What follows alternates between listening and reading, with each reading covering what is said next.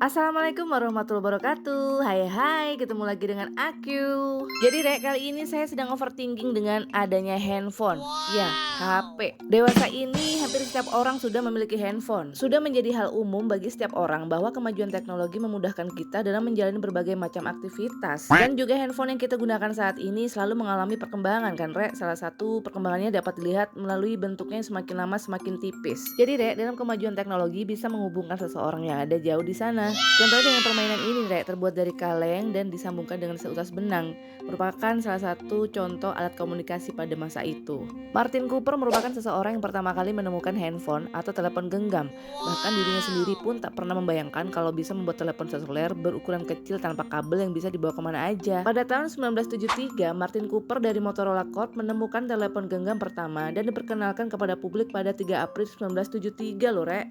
Ada beberapa fungsi positif dari handphone loh Rek, di antaranya adalah fungsi handphone sebagai media komunikasi. Sebagai alat komunikasi supaya kita tetap terhubung dengan keluarga. Fungsi selanjutnya handphone sebagai media informasi. Dengan adanya internet, handphone dapat membantu kita dalam mengakses informasi penting atau berharga. Fungsi handphone selanjutnya sebagai media pembelajaran. Dapat membantu peserta didik mengerjakan tugas-tugas di sekolah loh Rek. Nah ini nih fungsi handphone sebagai media hiburan. Kini tersedia berbagai aplikasi hiburan yang bisa diinstal pada handphone loh. Contohnya aplikasi musik, film, atau permainan. Yang selanjutnya fungsi handphone dalam dunia kerja dan bisnis. Handphone adalah perangkat teknologi yang dapat digunakan untuk komunikasi dalam hubungan kerja atau bisnis Rek. Walaupun handphone memiliki banyak fungsi positif, namun sebagai pengguna kita harus tetap bijaksana ya Rek dalam penggunaannya. Namun makin kesini keberadaan handphone makin meresahkan ya Rek. Zaman sekarang handphone merupakan suatu kewajiban yang harus dipenuhi ya. Bahkan anak-anak balita pun sekarang sudah menggunakan handphone loh. Anak angkatan 80-90-an dulu main permainan tradisional sudah sangat happy ya, tanpa bergantung dengan ya habisnya kuota, habis baterai ya kan. Yang jelas Rek, permainan tradisional tersebut memiliki banyak manfaat loh. Antara lain anak menjadi lebih kreatif, melatih anak bersosialisasi, terus juga mencerdaskan kecerdasan anak baik itu intelektual, logika, dan kinestik, melatih anak untuk bermain peran ya enggak.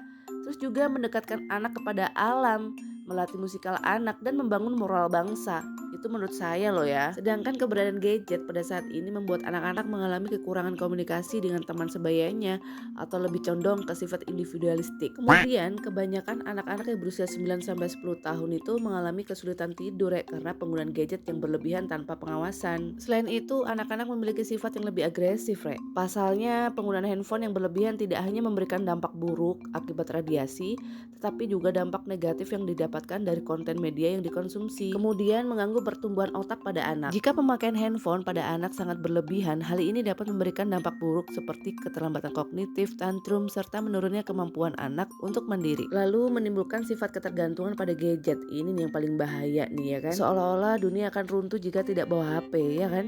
Jadi kemana-mana bawa handphone, mau makan, mau mandi, mau kemana kek bawa handphone terus.